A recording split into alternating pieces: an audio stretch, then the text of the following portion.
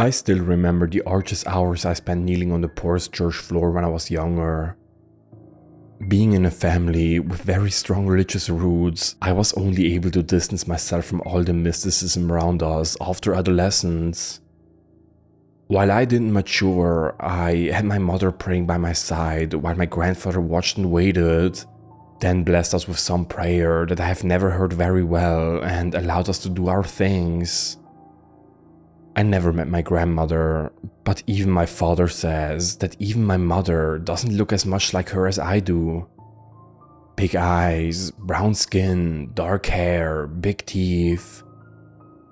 I don't know if he told the truth, and I never really cared about it, but when I was younger, I liked listening to my grandfather telling Quaresma stories.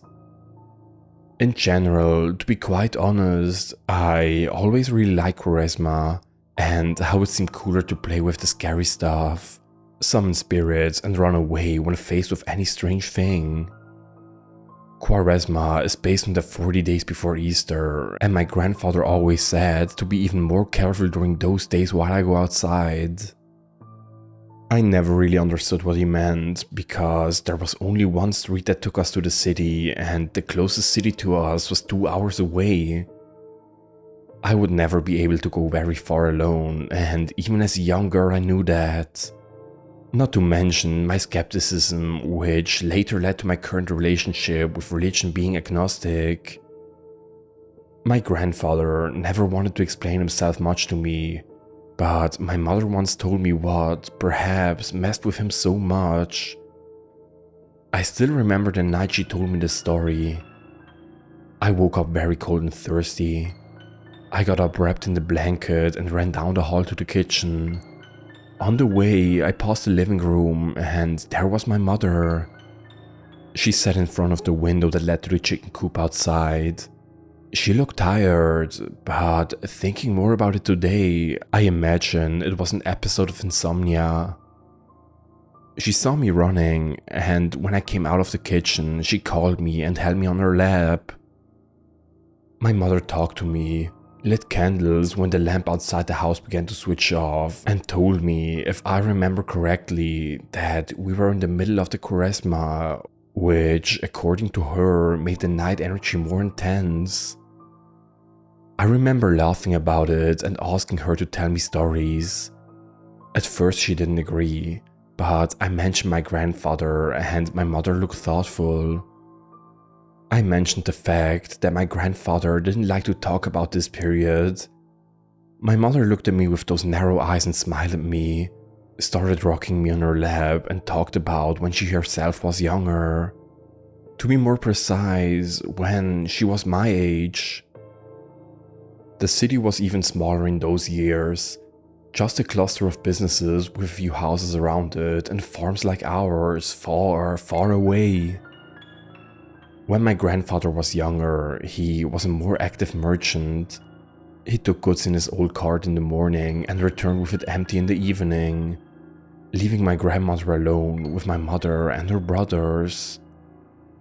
My mother, being the only girl among all the boys, spent a lot of time with my grandmother, and they both feared a lot for my grandfather, as the woods in the surrounding area were much, much denser than they are now.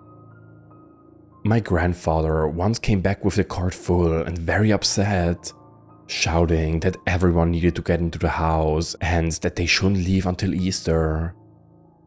He placed everyone under the cross that hung in the living room to this day and made them pray. Everyone prayed for a forgiveness that no one there understood.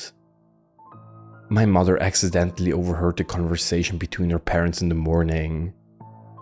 My grandfather still seemed distraught, and my grandmother seemed to be trying to comfort him. So much so that he decided to open up about what happened.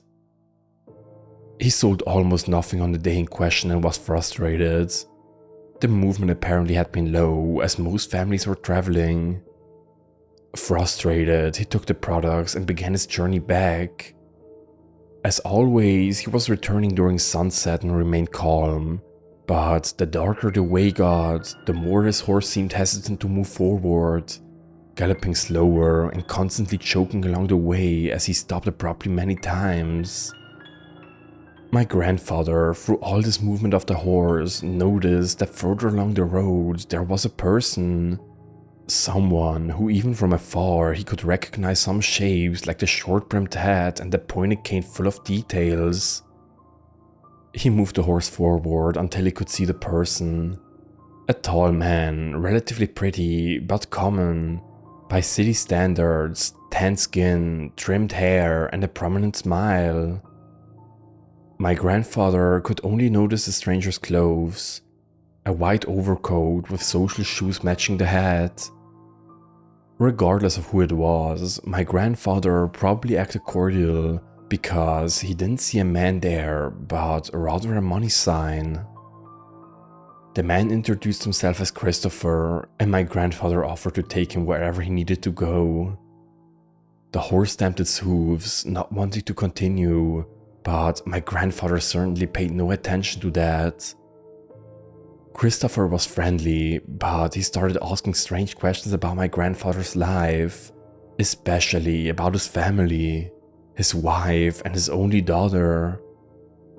My grandfather felt suspicious and wanted to leave him on the road again, but he got so distracted while they were talking that when he looked at the road again, he noticed that they had been under the treetops of the same forest for a long time, and it seemed increasingly colder.